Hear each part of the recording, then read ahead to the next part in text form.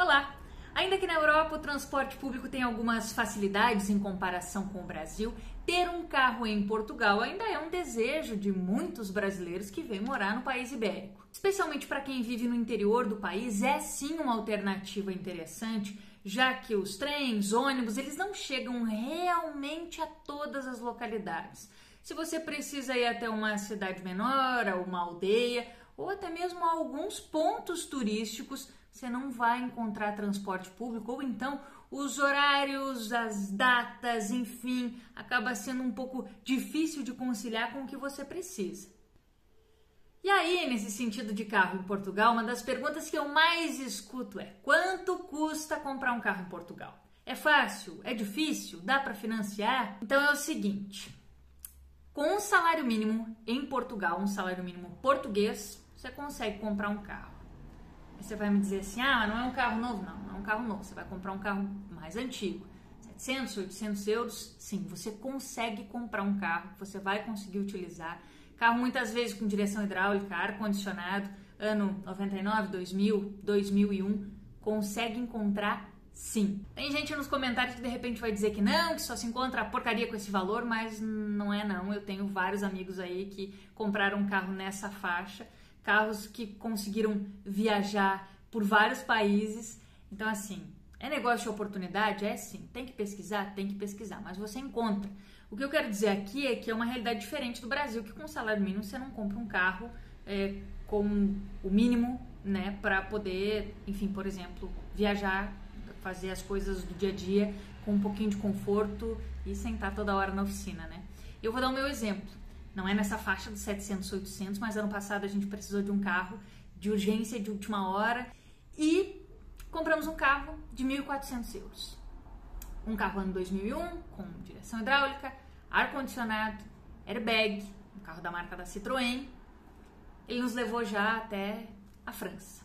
Então, assim, existe essa possibilidade. Você vai converter 1.400, vamos colocar numa média aí de R$5, faz a conversão aí.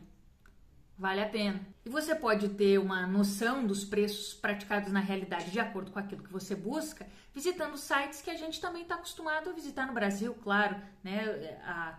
Com o site hospedado em Portugal, não a versão brasileira. Então, a OLX, por exemplo, né? OLX.pt, tem o stand virtual aqui também. Facebook é muito usado, o Facebook aqui para fazer anúncio, para fazer negócio. Então, o Marketplace é uma alternativa nesse sentido, para você procurar aí algo que encaixe mais ou menos no seu orçamento, mas que seja só para ter uma ideia daquilo que eu tô falando. Mas assim, sempre que possível, é bom investir num carrinho melhor, especialmente para não ter dor de cabeça com manutenção. E aí a gente vai chegar num ponto importante, que aqui em Portugal eu notei muita diferença em relação ao Brasil, que é a questão da manutenção. Eu achei muito caro na comparação com o preço do veículo. Por exemplo, vou falar do meu carro, 1.400 euros foi o que a gente pagou. Manutenções simples, às vezes você não consegue menos de 200 euros. Então, na comparação com o preço do carro, né, você tem que ver aí se vale a pena, às vezes, uma coisinha ou outra que possa vir a acontecer. E a mão de obra, que é mais cara, as peças são mais caras, não se encontra tanta peça de segunda mão como se encontra no Brasil.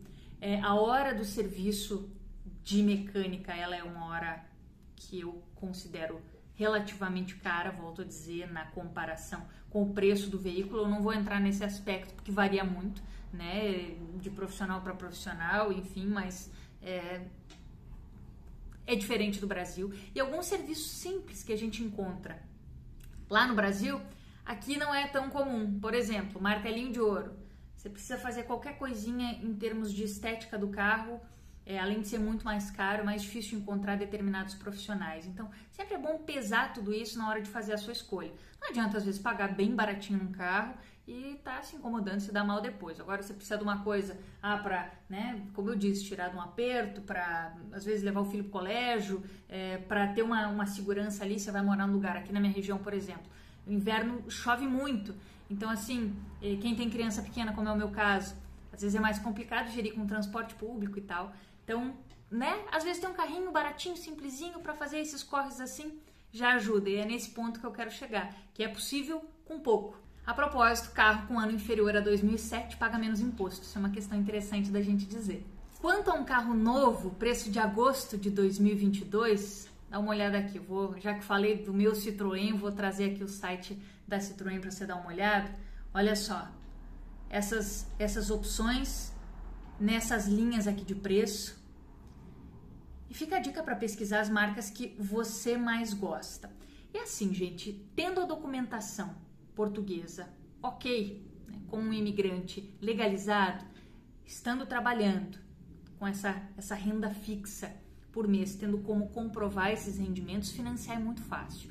E o que me chama a atenção é que a taxa de juros ela é muito mais baixa do que no Brasil e o sistema de financiamento, além de você conseguir fazer muitas vezes, ele é um pouquinho diferente. Vou dar esse exemplo aqui agora do site da Peugeot, olha só. Normalmente as entradas elas são baratas, você pode perceber aí, e o que acaba sendo mais cara é a última parcela. Então você tem tempo de juntar um dinheiro até lá enquanto usufrui do veículo. É uma possibilidade nesse sentido. Agora eu estou falando na questão do financiar, daquilo que precisa, mas é importante a gente dizer antes de qualquer coisa que para ter um carro aqui em Portugal você também precisa estar legalizado no país. Tem que estar com uma residência fixa porque ela vai no documento e essa residência fixa ela tem que estar sempre atualizada, senão é passivo de multa. É imprescindível o NIF, que é o número de identificação fiscal, porque o documento do carro vai associado a esse NIF, então as cobranças do imposto vão associadas ao NIF da pessoa e, é claro, com a carteira de motorista. Pode ser a CNH brasileira, desde que esteja, claro, dentro da validade. Bom, e aí a gente precisa falar também de alguns outros custos que são obrigatórios. E eu vou começar falando do IUC, o imposto que é como se fosse o nosso IPVA do Brasil. O custo varia de acordo com as cilindradas, com a emissão de CO2, com o ano. Eu deixei um site aqui na descrição do vídeo em que você pode ter uma ideia do imposto a ser pago de acordo com essas especificidades. Mais uma vez eu vou dar o exemplo do meu glorioso Citroën, ano 2001, 1.6. No ano passado, a gente pagou o imposto de 57,73 €. Outro custo que você tem que levar em consideração é o do seguro obrigatório.